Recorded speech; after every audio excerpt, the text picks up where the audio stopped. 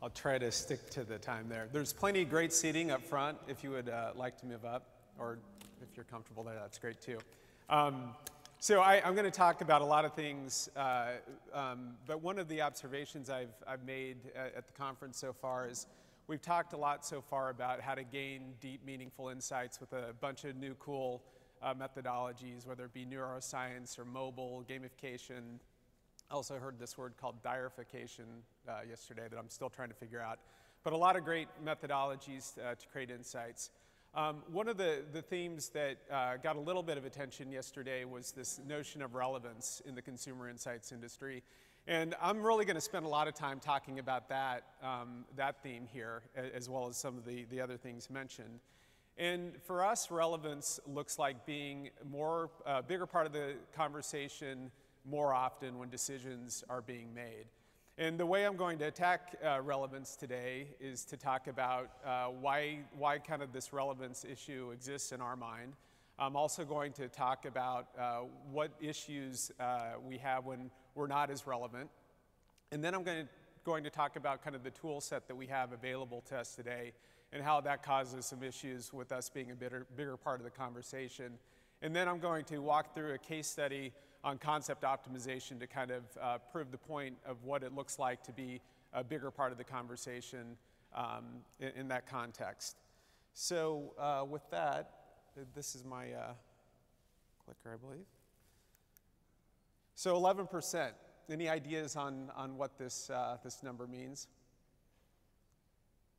You guys look at numbers all day. I'm sure you have a guess. I'll give you the answer. So this is a number that comes from the Harvard Business Review, a study that was done a couple of years ago. And basically the study found that 11% of the time, marketers and consumer insights folks in Fortune 2000 companies in the United States are using consumer feedback to make consumer business decisions. That is a staggering low figure for those of us in this profession. And it's also, the issue that is created, we think, largely because the methods that we have at our disposal today are just woefully inadequate. They're not fast enough to keep up with the velocity of business decision making, and they're certainly very expensive relative to kind of the shrinking budgets that we have.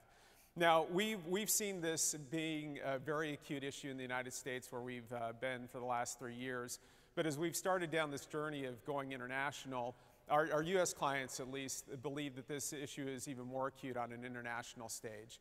When they're moving outside of the US, where there's not as many new technologies, maybe not the plethora of firms that we have in the United States, they think this issue is even more acute. So what happens when we're part of this 89%, if you will? I've got a couple of examples. So Schweppes, a while back, probably a long while back, launched in Italy. Their tonic water. And they made the translation of tonic water into Italian, but apparently didn't check it. Because what happened was it was loosely interpreted as toilet water. So I suspect if they would have tested that, it would have scored low on purchase intent. Just a guess. The next one is Gerber's. And I believe this one's a bit kind of urban legend, but anyway, I thought it was kind of funny and provocative. So Gerber's was launching in Africa a while back, and they wanted to use their iconic logo as part of that launch. The problem is in Africa and in some other countries, apparently, that which is on the package is the primary ingredient in the product. So as you might guess, people may have inferred that there was babies in this product. So again, probably scored incredibly low on the appeal category. But these are just some examples of what happens when we're in that kind of 89% category. And I'm not trying to point out Schweppes or Gerber's as not being good at consumer insights or not being good at marketing. I could point out a number of examples. I could even point some examples out at Gutcheck that we've done for ourselves. But this kind of gives you a sense of what happens. So why does it happen? One, our tool set is just inadequate. This screwdriver here is probably a nod to more of our intuition, our judgment, and experience. That's what we're using most of the time in that 89% kind of category. And that's fine sometimes if the risk isn't there with the opportunity, or just we've got to get something done. The other one that we see a lot of are communities, more traditional communities, maybe kind of a ad hoc kind of kludged together panel that folks are putting together, or even more formal panel. And the problem with these kind of solutions is they don't scale well internationally. If you've got to validate in 4 markets, it's going to be incredibly expensive to basically put a community together for that, or a set of communities together for that. We've also found that they oftentimes lack for specificity in terms of the respondents you're trying to get. You're kind of left to those that show up for your studies. So there's some problems there. And then we have kind of the brute force approach, which is the traditional way of doing things, right? We're going to go do some groups in Mexico City, go do some groups in Buenos Aires, and that just takes a long time, costs a lot of money, and is not going to put a dent in that 89%, and it is not going to make us any more relevant than we are today. So I'm going to talk about a case study that we did recently with one of our clients to kind of point out how you can kind of tackle things on an international stage in a kind of a speedy, affordable way. So this client of ours was launching a product in Mexico that was a new form detergent that they had launched successfully in the United States, and had big hopes and goals for this product in Mexico. Within, I think, the first 6 months, they realized it was not doing as well as planned. So they wanted to understand why, kind of the logical question.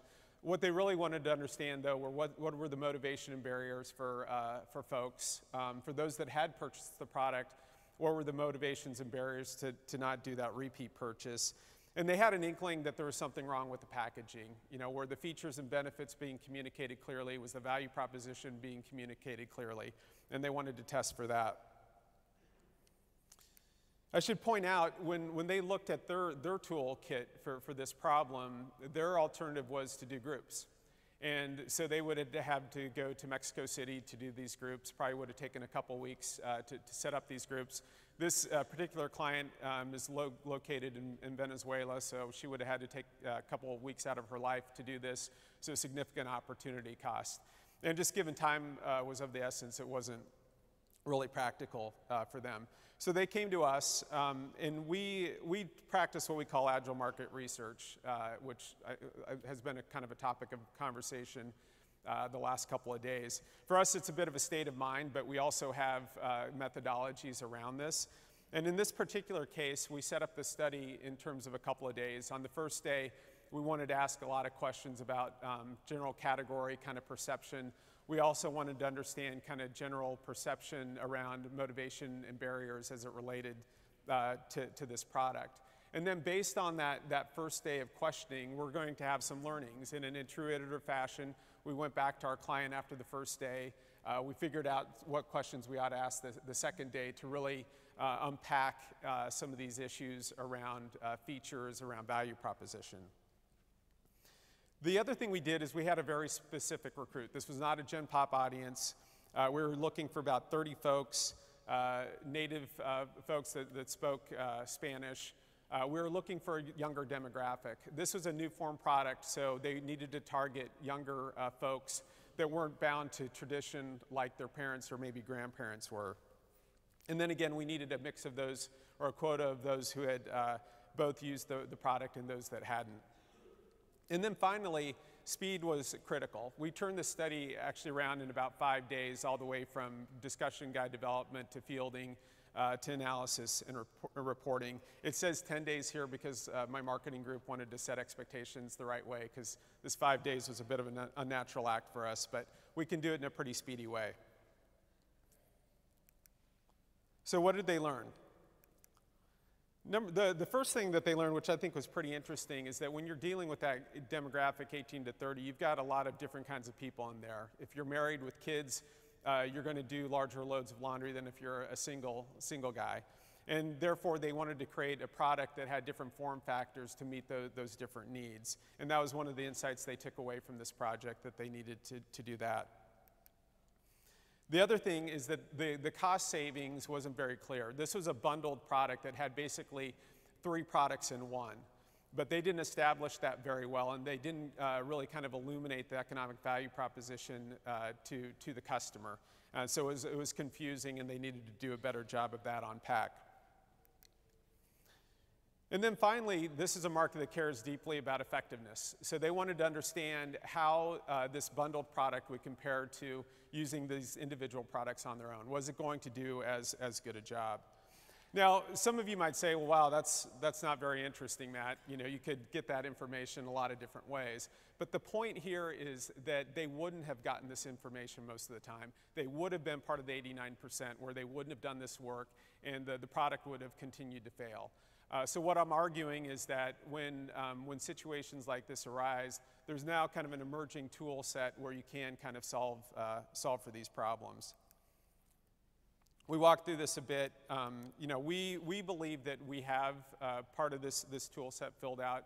And again, what the solution looks like something that is certainly speedy, something that you can iterate and iterate with specificity with respondents. And when you have those two things, you can have quality.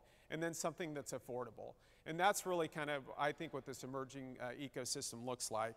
And if you look at some other people that are in this category, these are the names that come to my mind. Zappy Store, which does some complementary work to what we do from what I understand. I think they're actually presenting next door right now. Hopefully they're making the same case. Rewe's, another company that actually I think just presented next door, does some really cool stuff from a microsurvey perspective, and definitely fall in this category, being specific and being speedy and multi-country.